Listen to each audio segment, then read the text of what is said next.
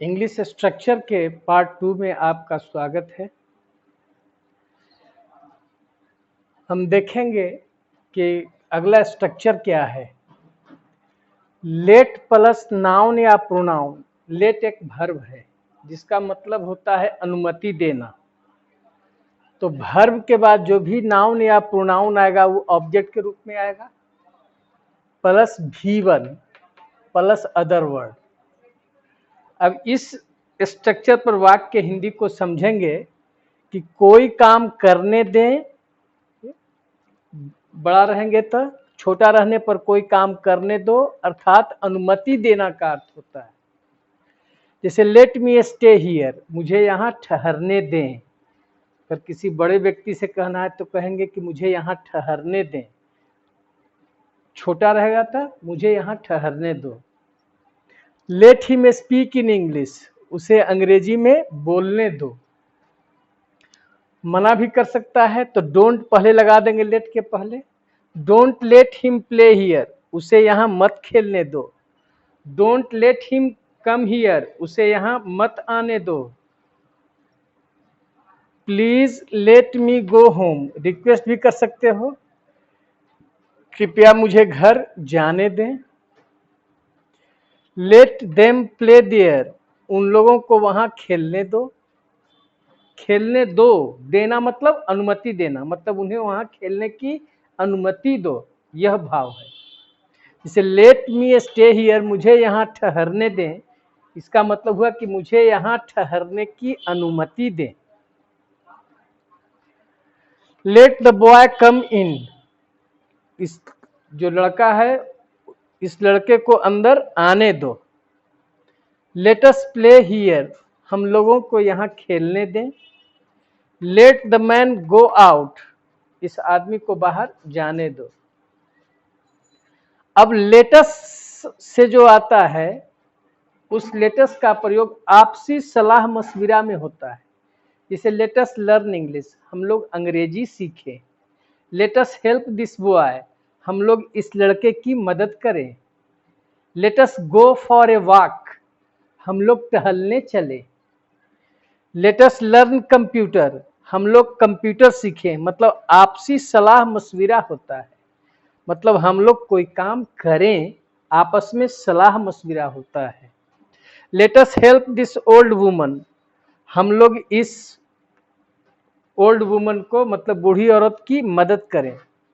Latus finish this work now, हम लोग अब इस काम को समाप्त कर दें। लेटस इनवाइट देम, हम लोग उन्हें आमंत्रित करें। मतलब यह आपस में सलाह लेने के लिए लेटस का प्रयोग करते हैं। और लेटस के बाद वर्ब का पहला रूप आना चाहिए। ऑर्डर अगला स्ट्रक्चर में है। ऑर्डर, रिक्वेस्ट, एडवाइस या मनाही वाला वाक्य में वर्ब का पहला रूप आता है प्लस अदर वर्ड। और इस वर्ब के पहले बहुत सारी बातें आ सकती हैं जो आप देखेंगे एग्जाम्पल में। स्टैंड अप, खड़ा हो जाओ।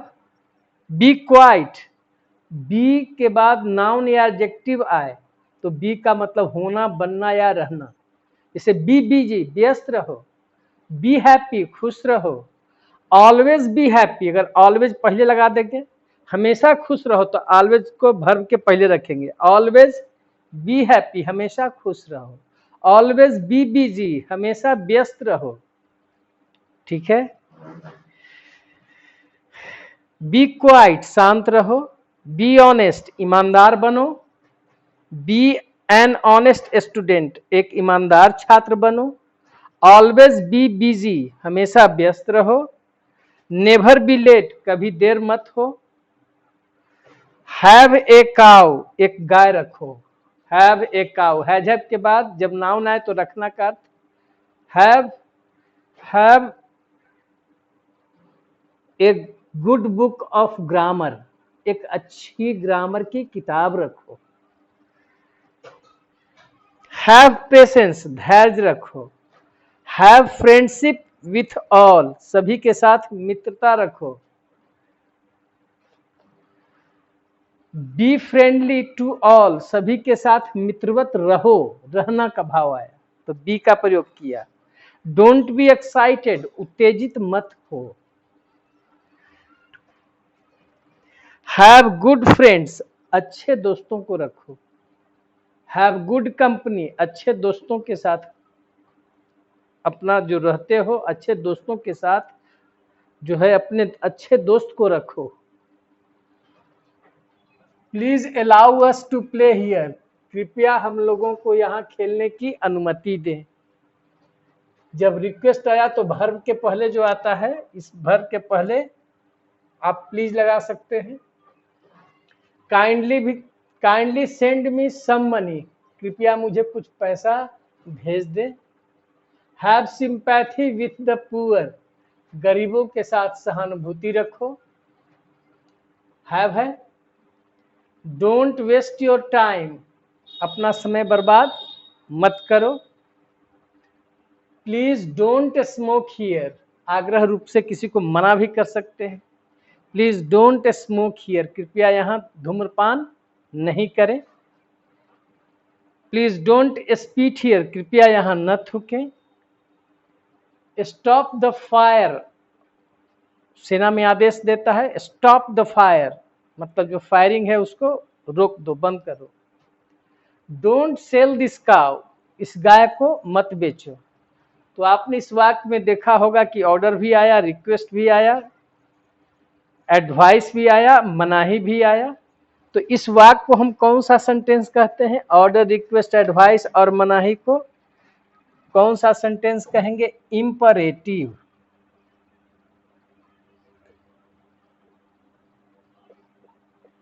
यह इंपरेटिव सेंटेंस है, ठीक है, जिसमें ऑर्डर, रिक्वेस्ट, एडवाइस और मनाही का बोध होता है। अगला स्ट्रक्चर देखें, सपोज दैट, मतलब मान लेना होता है। सपोज या सपोज दैट भी लिख सकते हैं, plus subject plus to be verb. To be verb का मतलब हो जाएगा is are am plus noun. तो कहेगा कि मान लो कि एबीसी एक त्रिभुज है। तो इस तरह के वाक्य को दो तरह से बना सकते हैं। एक तो सपोज या suppose that plus subject plus to be verb plus noun से, या तो सपोज दैट के जगह पर लेट लिखिए, लेट का प्रयोग भी होता है मान लेना के अर्थ में। तो लेट के बाद सब्जेक्ट जो आएगा वो ऑब्जेक्ट हो जाएगा, क्योंकि लेट वर्ब है, बताए हैं लेट का प्रयोग, ठीक है। लेट प्लस सब्जेक्ट ऑब्जेक्ट के रूप में, और इज आर एम को किस में बदल देंगे? बी के रूप में। बी माने होना हो जाएगा, बी प्लस नाउन। तो दोनों तरह से बना सकते हैं। मान लो कि एबीसी एक त्रिभुज है, तो सपोज दैट से बना रहे हैं। देखिए, suppose that ABC is a triangle. अब कह सकते हैं लेट से बनाएंगे, तो लेट एबीसी, यहाँ एबीसी ऑब्जेक्ट के रूप में हो गया, तो यहाँ पर क्या लगा है? B, B a triangle. तो सपोज दैट से बनाइएगा तो सब्जेक्ट रहेगा, तो सब्जेक्ट के बाद इज आर एम आएगा। और यदि लेट से बनाइएगा तो सब्जेक्ट ऑब्जेक्ट के रूप में होगा, तो यहाँ पर इसको बी में चेंज करेंगे, बी कर देंगे, इज आर एम को बी में। अब मान लो कि यह घर जो है, मान लो कि यह पेड़ एक बिल्डिंग है।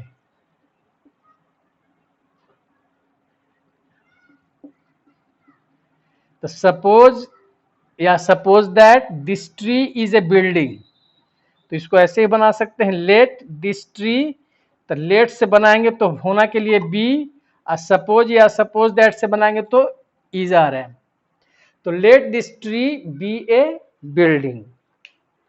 उसी तरह से अगला है कि मान लो कि यह कलम एक तलवार है।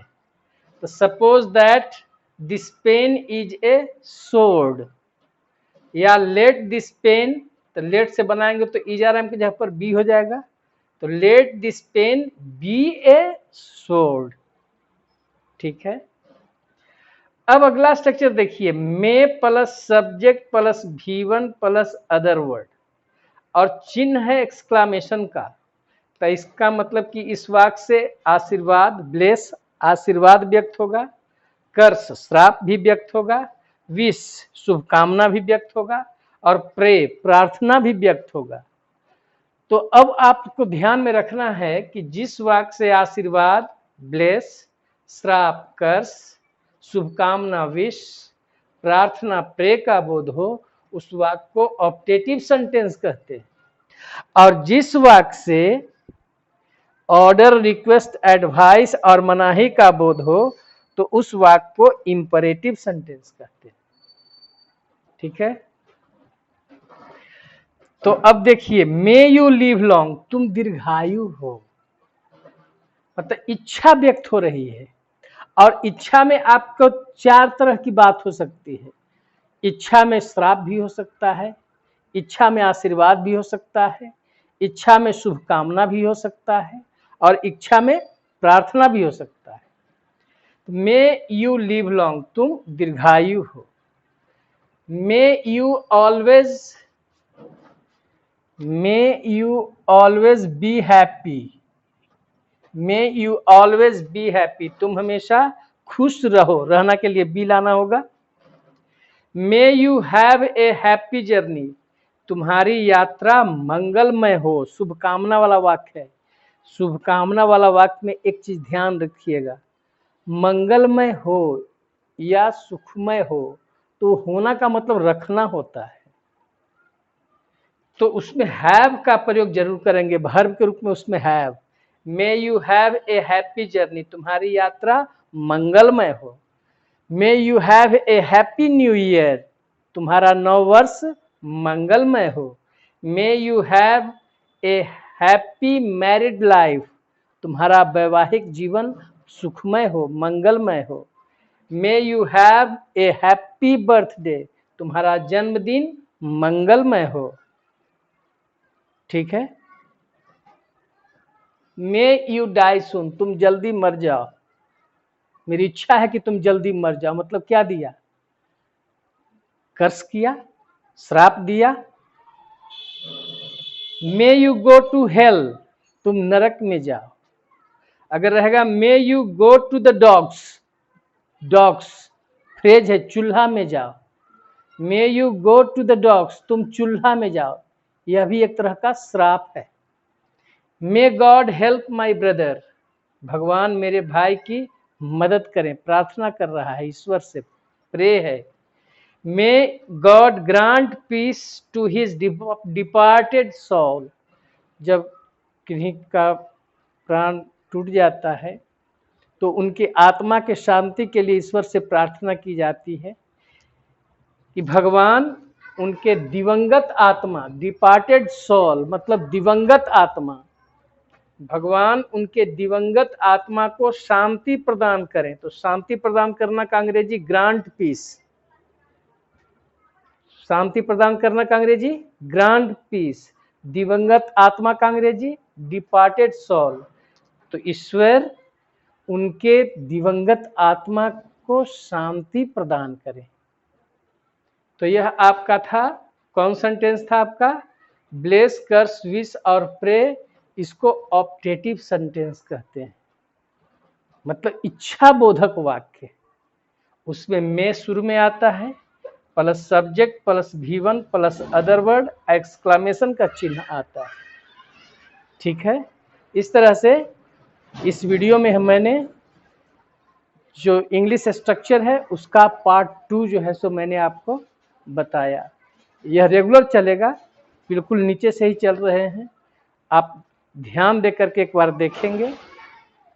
और जो भी कॉम्पिटिटिव स्टूडेंट्स हैं वे अपने घर के 8 क्लास के बच्चों को भी, 7 क्लास के बच्चों को भी इस वीडियो को उनको दिखाएंगे, उनको समझाएंगे, क्योंकि मैं बेसिक से ही चल रहा हूँ, शुरुआत से ही चल रहा हूँ, और उनकी अंग्रेजी बिल्कुल अच्छी होगी।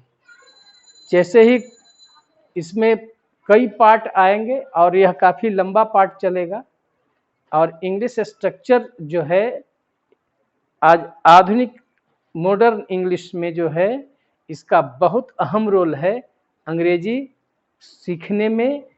अंग्रेजी सीखने में जब उसको बोलना रहेगा तो अभ्यास करेगा बोलने का, लिखने में और समझने में। तो आज इंग्लिश स्ट्रक्चर जो है बहुत प्रभावशाली रूप से कार्य कर रहा है, लोगों के कम्युनिकेशन को इंग्लिश माध्यम से अपने बात को व्यक्त करने में। आज इंग्लिश स्ट्रक्चर की भूमिका बहुत अहम है। ठीक है, धन्यवाद।